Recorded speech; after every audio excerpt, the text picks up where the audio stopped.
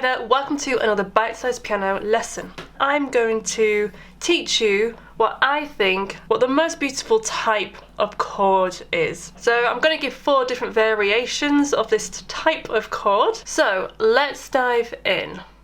So before we continue and I reveal what the chord is, what is your favourite chord? Let me know in the comments section below. So the chords that I'm speaking about are types of 9th chords. Adding the 9th note of the scale of that chord adds warmth, a sparkle. It just does something that makes it just sound so much more special than other chords. I'm going to go through the 4 the most commonly used ones are the ones that I think are the most beautiful sounding. I'll use C as the base for all of these. So the first chord is a C add 9. So this is simply a C major chord and you're adding the 9th note of the scale on top. So C major scale, 1, 2, 3, 4, 5, 6, 7, 8, 9. So this gives us a D. So for all of these chords, we'll be adding, it's this D, the 9th note. So a C major 9 is C major, if I play it like this first, and I will give you tips on how to make a chord sound the most rich and beautiful, in my opinion. So let's do just that then to this C add 9 chord. So I'm going to play the C in the bass with octaves, so low octaves. I'm going to keep the 9th, the D as being on top, and then I'm going to play the major 3rd and the 5th there. How lovely does that sound? And of course you can experiment to make it sound even more interesting. As a general rule, at least 2 of the notes should be a tone apart from each other. So we have an E and a D there. If we play it instead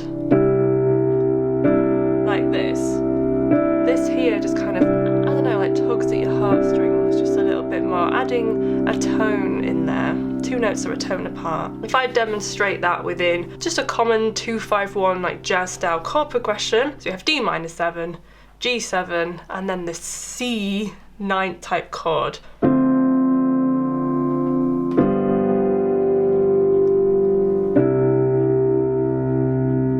So the next one is a C minor 9 chord. It's not an add 9 chord this time, it's a C minor triad, which is C, E flat and G. The 9th is still going to be this D, as I said before, it's going to feature in all of these chords as the 9th. When we have just C minor 9 or just C9, that implies that there is also the dominant 7th in there as well. So we'll also have a B flat in here. So the notes we need are C, E flat, G, B flat and D. So yes, this is a chord played in root position. Almost, it's 1 note away from being the bond chord. Very, very close. So let's use that rule of playing nice low C's in the bass to give it depth. And then we have a D and an E flat in there. So these 2 notes are going to be a semitone apart. I'm going to voice this as G, B flat, D and E flat. And I think that's the most beautiful way to play this chord. And if you don't agree, if you prefer a different way to voice these chords, again, please comment them below. I'd love to try them all out. So if we put that into the 2-5-1 mix just to see how it sounds at the end.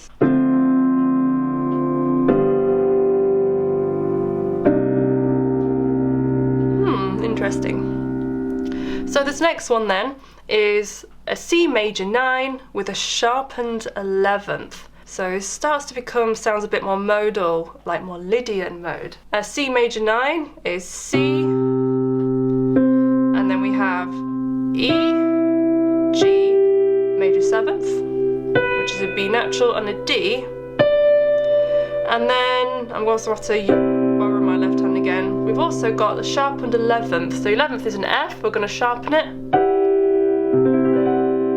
And it's very beautiful just like that. I think this one's probably beats, this one is going to be my favourite one out of all of them. That F sharp just gives sort of such an ethereal feel to it. It's so beautiful.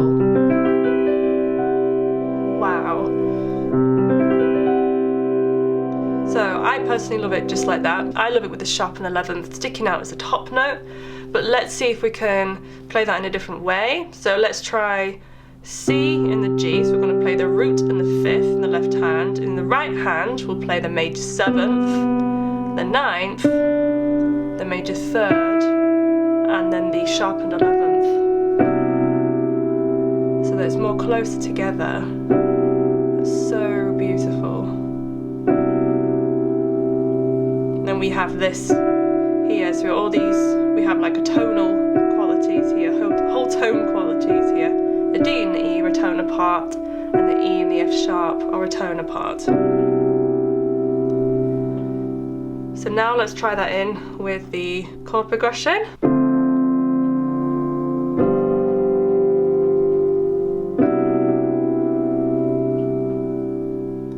So the last one is a C major 7 with an add 6, add 9. So a C major 7, let's play that in my left hand, is C, E, G, B. And then we're going to add the 6, which is the A, and then of course the D. So that is, move my other fingers out of the way, there's a lot of notes that are very close together there. So C major 7, add 6, add 9. So now let's try spreading those notes around a little bit and reorganizing them and voicing them in a different way. So we have C, G, so I'm going to play C and G. You can play down there if you wanted to, if you want to play in octaves, even more depth, and play the G there. And then I'm going to play A and B, and then D and the E there. It's so relaxed, this chord, I absolutely love it. I think it's beautiful. Probably my second favourite one.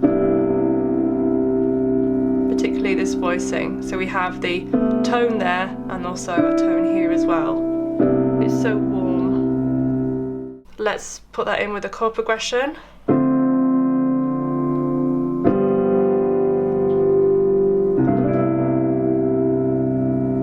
Just to summarise then, we had the C, add 9.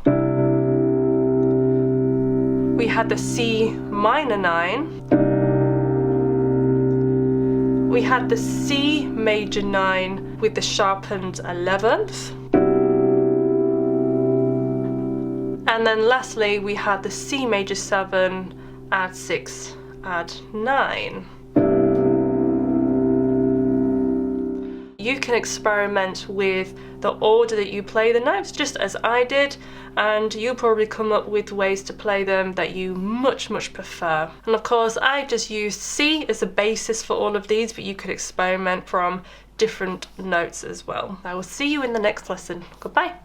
So that's the end of this video. If you would like to leave a request, leave them in the comments section below of this video. I've also left some videos here that I think you might like, so go and check those out as well. I also have a course. Visit Bitesize Piano Course.co.uk and you can enroll and start learning how to read music. I'll see you in the next video.